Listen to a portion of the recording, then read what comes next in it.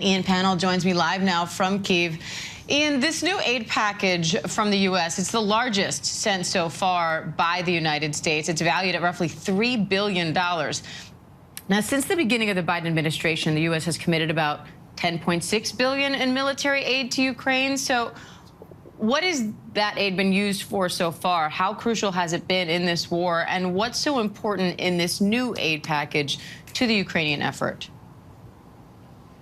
Yeah, hi, Dan. I think, first of all, looking at the aid that's already been delivered, I think that's been quite critical, especially some of the heavy equipment like the HIMARS, these are the mobile rocket systems, have been critical to allow the Ukrainians to basically pinpoint things like Russian ammunition depots. What that has done is slowed down the ability of the Russians to be able to attack a lot of Ukrainian cities. But there's a whole host of things like these Javelin, anti-tank missiles, surface-to-air missiles, and lots of ammunition. They've received equipment, of course, not just from the United States, but from others, but overwhelmingly it has been from the US. Of course, in terms of the moral support it shows, I think that's also significant for the Ukrainians. A lot of this is about trying to balance the equation between what really look like overwhelming Russian forces and the Ukrainian forces. But I think if you talk to senior Ukrainian officials, they'll tell you, look, what we've had is really useful. It allows us to defend ourselves up to a point, but it doesn't allow us to win this war and end it. And so they're looking for more equipment. So onto this new assistance, it's slightly different in the sense that it allows the Ukrainians to buy what they want. President Biden talked about things like anti-aircraft systems, the ability to be able to defend towns and cities, the ability to be able to bring down Russian drones, which are a huge problem on the front line, and again, ammunition and other critical kind of aid. So all of this is essential for Ukraine. We heard President Zelensky say that they plan to try and go on the offensive.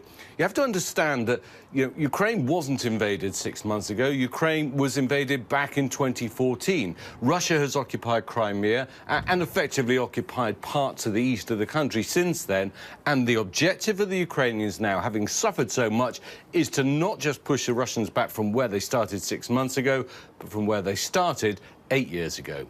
And we are going to talk a little bit more about that in our next segment. But when you look at this Independence Day, Ian, it's a strange one for Ukraine, marking 31 years of independence from the Soviet Union, but also 6 months since those troops came in to Ukraine, what many consider at least to be the beginning of this invasion. So how are Ukrainians dealing with that juxtaposition today? Yeah, I mean, it's a bittersweet day for Ukrainians. Independence Day is important. Ukrainians are very proud, patriotic people. You see lots of families wandering around today, a lot of them dressed in the blue and yellow of the Ukrainian flag. Even down in the center of Kyiv, where you have all these burnt-out Russian tanks and artillery pieces, you've got families out enjoying the weather.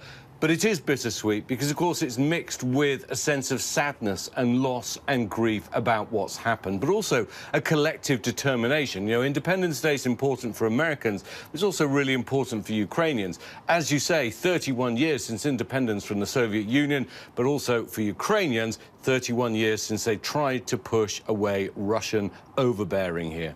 All right, Ian Pannell for us in Kyiv. Stay safe, Ian. Thank you.